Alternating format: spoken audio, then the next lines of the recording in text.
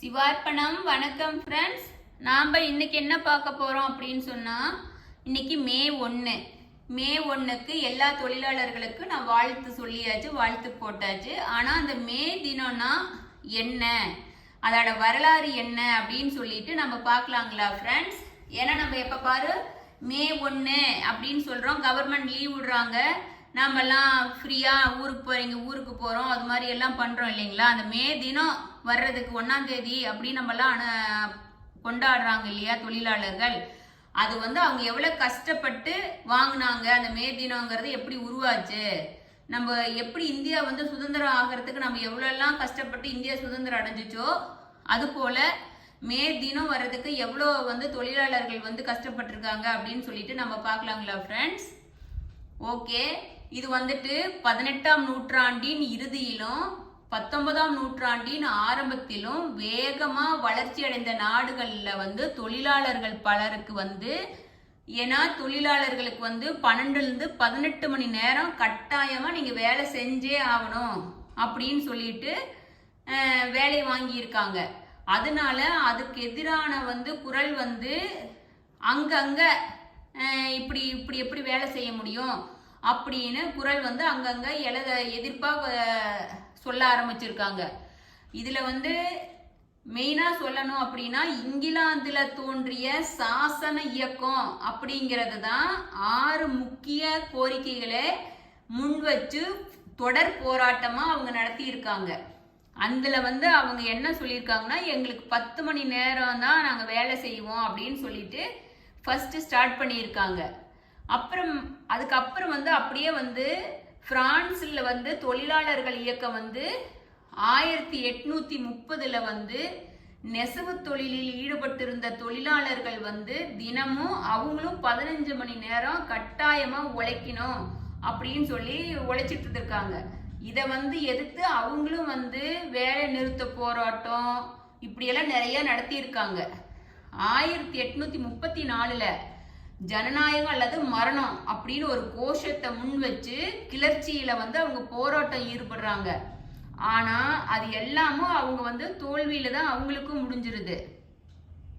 ஆஸ்திரேலியாவுல தொழிலாளர் இயக்கம் என்ன ஆகுதுன்னா, ஆஸ்திரேலியாவுல மெல்போர்ன் கட்டிட தொழிலாளர்கள் ஈடுபட்டிருந்த தொழிலாளர்கள் ஃபர்ஸ்ட் டைம் உலகத்திலேயே முதலா 8 மணி நேரம் வேலை வேணும், நாங்க 8 மணி நேரம் தான் செய்வோம் அப்படின்னு சொல்லிட்டு அவங்க தான் ஃபர்ஸ்ட் சொல்றாங்க. அப்ப 1856வது வருஷத்துல அவங்க அப்படி சொல்லிட்டு வேலை நிறுத்தத்துல ஈடுபடுறாங்க. ஆனா அவங்க அதுல சூப்பரா வெற்றியும் அடைஞ்சிடறாங்க. இது தொழிலாளர் வர்க்க போராட்டத்துக்கு ஒரு பெரிய மைல்கல்லா இருந்துருது. ஏன்னா ஆஸ்திரேலியாவில் அவங்க 8 மணி நேரம் வேற போராட்டத்துல வெற்றி அடைஞ்சதுனால இப்ப எல்லா நாட்டிலையும் அது மாதிரி ஃபாலோ பண்ணணும்னு பாக்குறாங்க. அதே போல ரஷ்யாவில் மே தினம் சார் மன்னனின் ஆட்சியின் கீழ் ரஷ்ய தொழிலாளர்கள் ரொம்ப கஷ்டத்தை அனுபவிக்கிறாங்க. அவங்க என்னன்னா 1895 அந்த 1899 அந்த 4 வருஷ கேப்ல நூற்றுக்கணக்கான வேலை நிறுத்தங்களை அவங்க பண்ணி பார்த்துருக்குறாங்க. ஆனா முடியல. 1896ல ஏப்ரல் மாதத்துல லெனின் மே தினத்திற்கான எழுதிய சிறு பிரசுரத்துல ரஷ்ய தொழிலாளர்களின் நிலைமையை குறித்து அதுல விரிவா அவங்க எழுதி அலசி ஆராய்ச்சி இருக்காங்க.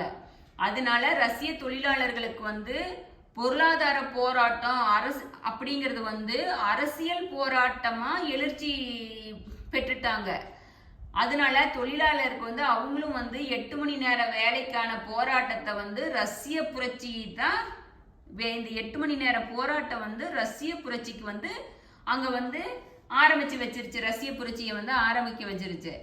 அமெரிக்காவில் என்ன ஆகுது அப்படின்னா, அமெரிக்காவில் 1832ல பொஸ்டனில் கப்பலில் பணியாற்றிய தச்சு தொழிலாளர்கள் மரவேலை செய்யறவங்க 10 மணி நேரம் வேலையை கோரிக்கைய வச்சுதான் அவங்க ஃபர்ஸ்ட் வேலை நிறுத்தம் செய்யறாங்க.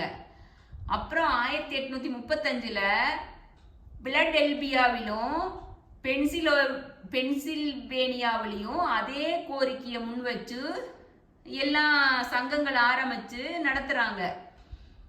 பென்சில்வேனியாவில் வந்து நிலக்கரி சுரங்கத்தில் இருக்கிற தொழிலாளர்களும் ரயில்வே தொழிலாளர்களும் குறைவான வேலை நேரத்தை வலியுறுத்தி 1877 வந்து அவங்களும் வேலை நிறுத்தத்தில் ஈடுபடுறாங்க. இதை தொடர்ந்து அமெரிக்காவில் பல்வேறு மாகாணங்கள்ல வந்து தொழிலாளர்கள் வந்து போராட்டம் நடக்குது. அவங்க எல்லாரும் ஒன்னா சேர்ந்து அமெரிக்க தொழிலாளர் கூட்டமைப்பு அப்படின்னு சொல்லிட்டு ஒரு அமைப்பை உருவாக்குறாங்க. அந்த அமைப்பு என்ன சொல்லுது அப்படின்னா, 8 மணி நேரம் தான் தொழிலாளர்கள் வந்து வேலை செய்வோம், அதுக்கு மேல செய்ய மாட்டோம் அப்படின்னு சொல்லிட்டு மே 1ஆம் தேதி 1886ஆம் ஆண்டு நாடு தழுவிய போராட்டத்தை வந்து அவங்க வந்து கூப்பிடுறாங்க. அப்படி நாடு தழுவிய போராட்டமா நடந்தது வந்து முதல் காரணமா மே தினம் பிறப்பதற்கான காரணமா அமைஞ்சிருச்சு. அது வந்து என்னன்னா, New York, Chicago, Philadelphia, Milwaukee, Cincinnati, Baltimore என அமெரிக்காவில் இருக்கிற 3,50,000 தொழிலாளர்களும் பங்கேற்ற மாபெரும் வேலை நிறுத்தமா அங்க தொடங்குச்சு. இந்த வேலை நிறுத்தத்துல வந்து 1200க்கும் மேற்பட்ட பெரிய பெரிய கம்பெனிகள்லாம் மூடிட்டாங்க.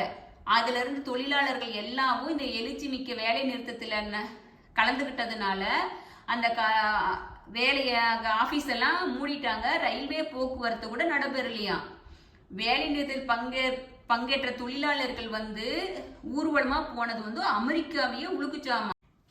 மிக்சிகனில் இருந்து மட்டும் 40,000 தொழிலாளர்களும், சிகாகோவில் 70,000க்கும் மேற்பட்ட தொழிலாளர்களும் கலந்துக்கிட்டாங்களாம்.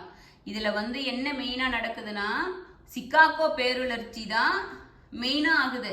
மே 3ஆம் தேதி 1886 வந்து மெக்கார்மிக் ஹார்வெஸ்டிங் மெஷின் நிறுவனத்துல வந்து வாயில 3000க்கும் மேற்பட்ட தொழிலாளர்கள் வந்து அணிதிரண்டு கண்டன கூட்டத்தை நடத்தினாங்க.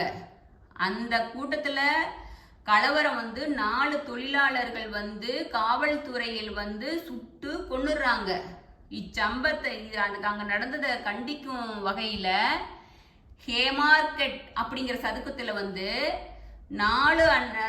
மே 4 அன்னைக்கு மாபெரும் கண்டன கூட்டம் வந்து எல்லா தொழிலாளர்களும் சேர்ந்து 22,500 தொழிலாளர்கள் கலந்து கொண்ட கண்டன கூட்டம் வந்து அமைதியான முறையில தான் நடந்துகிட்டு இருந்துச்சு. அந்த நேரத்துல காவல்துறை அனைவரும் கலந்து செல்லுமாறு அவங்கள கூப்பிடுறாங்க. அப்ப வந்து அந்த கூட்டத்துக்குள்ள ஒரு வெடிகுண்டு ஆரோ வீசிடுறாங்க. அந்த கூட்டத்துல வந்து ஒரு காவல்துறை அதிகாரி வந்து நம்ம போலீஸ்காரர் இறந்துடுறாரு. பின்னர் வந்து என்ன பண்றாங்க போலீஸ்காரங்க, கூட்டத்தின் மீது துப்பாக்கி சூடு நடத்தி தொழிலாளர்களை வந்து தாக்குறாங்க. அதை இல்லாத தொழிலாளர் தலைவர்களை வந்து கைது செய்து வழக்கு போட்டு அவங்களுக்கு வந்து 1886 ஜூன் 21ஆம் தேதி வந்து 7 பேருக்கு தூக்கு தண்டனை வந்து சிகாகோ நடந்துருது. இந்நிகழ்ச்சி வந்து ஹேமார்கெட் படுகொலை அப்படின்னு சொல்லிட்டு, நம்ம நாட்டில் எப்படி ஜாலியன் வாலாபாக் படுகொலை மாதிரி படுகொலை அப்படின்னு சொல்லிட்டு அங்கே அழைக்கப்படுறது. இந்த நிகழ்வினை ஒட்டி அந்த ஹேமார்கெட் சதுக்கத்தில் வந்து நினைவு சின்னமும் வச்சிருக்காங்க.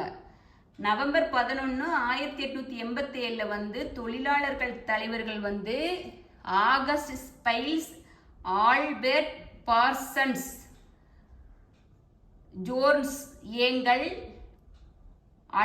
அடல் பிஷர் அப்படிங்கிற 4 பேரை வந்து தூக்கிலிட்டு கொன்னுடுறாங்க. அப்புறம் என்ன ஆகுதுன்னா, நவம்பர் 13 அதுலயே அந்த 2 நாளையில வந்துட்டு 1887 நடைபெற்ற இறுதி ஊர்வலத்துல வந்து அமெரிக்கா தேசமே அணிவகுத்திருக்கா. நாடு முழுவதும் 5 லட்சம் மக்கள் வந்து இறுதி ஊர்வலத்துல கலந்து கொண்டதோடு அமெரிக்கா முழுவதும் அன்னைக்கு வந்து தொழிலாளர் கருப்பு தினமா அனுசரிச்சாங்களாம். தொழிலாளர்கள் மக்களே அமெரிக்க தொழிலாளர்களின் 8 மணி நேரம் வேலை நிறுத்தம் வந்து சிகாகோ தியாகிகளின் தியாகம் தான் இன்னைக்கு வந்து உலகம் ஃபுல்லா உழைப்பாளர் தினமா கொண்டாடப்படுகிறது. சரிங்களா ஃப்ரெண்ட்ஸ்? இதுதான் நமக்கு அவங்கெல்லாம் அத்தனை பேர் துப்பாக்கி சூழல இறந்து அந்த தலைவர்கள் எல்லாம் தூக்கிலிட்டதுனால தான் அமெரிக்காவிலேயே கருப்பு தினமா கொண்டாடி வழியே இல்லாத மே தினத்தை நமக்கு மக்களுக்கு தொழிலாளர்களுக்கு கொடுத்துருக்காங்க.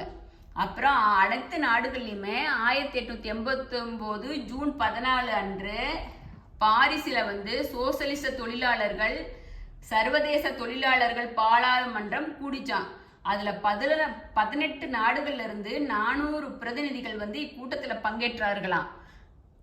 அதனால ஃப்ரெட்ரிக் ஏங்கெல்ஸ் உட்பட பலர் கலந்து கொண்ட இக்கூட்டத்தில் கார்ல் மார்க்ஸ் வலியுறுத்திய 8 மணி நேர போராட்டத்தை முன்னெடுத்து செல்வதும் என்றும் சிகாகோ சதியை இம்மாநாடு கடுமையாக கண்டித்து 1890 மே 1 அன்று அனைத்து அளவில் தொழிலாளர்கள் இயக்கங்கள் நடத்திட வேணும் அப்படின்னு சொல்லிட்டு அவங்க வந்து போராட்டத்தை இதுதான் முடிவுன்னு அவங்க வந்து வெளியிடுறாங்க. இந்த அறைகூவலே மே முதல் நாளான சர்வதேச தொழிலாளர் தினமா மே தினம் அனுசரிக்கப்படுகிறது. நம்ம இந்தியாவில் வந்து எப்போ மே தினம் கொண்டாடி இருக்காங்கன்னா பாருங்க ஃப்ரெண்ட்ஸ், அங்கே வந்து எத்தனை வருஷத்துக்கு முன்னாடி ஆரம்பிச்சாச்சு. நம்ம இந்தியாவில் வந்துட்டு சென்னை மாநகரில் 1923ஆம் ஆண்டில் மெரினா கடற்கரை மற்றும் திருவான்மியூர் பகுதிகளில் முதலில் நெசவாளர் தினம் கொண்டாடப்பட்டது. பொது உடைமைவாதியான தலை சிறந்த சீர்திருத்தவாதியுமான மா சிங்காரவேலர் தலைமையில் சென்னை உயர்நீதிமன்றம் அருகே உள்ள மெரினா கடற்கரையில் இந்தியாவின் முதல் தொழிலாளர் தினம் கொண்டாடப்பட்டது. திருவான்மியூர் கூட்டத்திலும் சுப்பிரமணிய சிவா மற்றும் MBS வேலாயுதம் தலைமையில இந்தியாவில் முதல் மே தினம் கொண்டாடப்பட்டது. அதனாலதான் ஃப்ரெண்ட்ஸ், தொழிலாளர் வெற்றி சின்னமான சென்னை மெரினாவில் வந்துட்டு உழைப்பாளர் சிலையை வச்சிருக்காங்க. நம்ம இந்தியாவில் வந்து கொண்டாடினது ஸ்டார்ட் பண்ணது எப்ப 1923ல். ஆனா உலகத்துல வந்து எப்ப ஆரம்பிச்சாங்க, எவ்வளோ வருஷம் கழிச்சு நம்ம இந்தியாவில் வந்துட்டு ஆரம்பிச்சிருக்காங்கன்னு பாருங்க ஃப்ரெண்ட்ஸ்.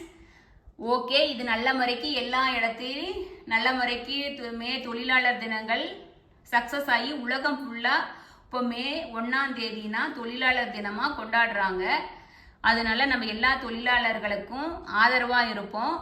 எல்லா தொழிலாளர்களுக்கும் நம்ம ஆதரவா அனுசரணையா இருந்து அவங்க கூட நமக்கு சப்போர்ட்டா இருப்போம் அப்படின்னு சொல்லிட்டு தொழிலாளர் தின வாழ்த்துக்களை சொல்லி எல்லா தொழிலாளர்களுக்கும் அவங்க மன நிறைந்த மாதிரி அவங்க வாழணும் அப்படின்னு சொல்லிட்டு நம்ம சொல்லிக்கிறோம். சிவார்ப்பணம் 6161 சேனல். நன்றி சிவார்ப்பணம் ஃப்ரெண்ட்ஸ். அடுத்தது சிவபெருமானோட ஆசையோட நம்ம அடுத்த எதில் நம்ம சிவபெருமான் நம்ம சொல்ல வைக்கிறாரோ அதில் பார்க்கலாம். சிவார்ப்பணம். நன்றி ஃப்ரெண்ட்ஸ்.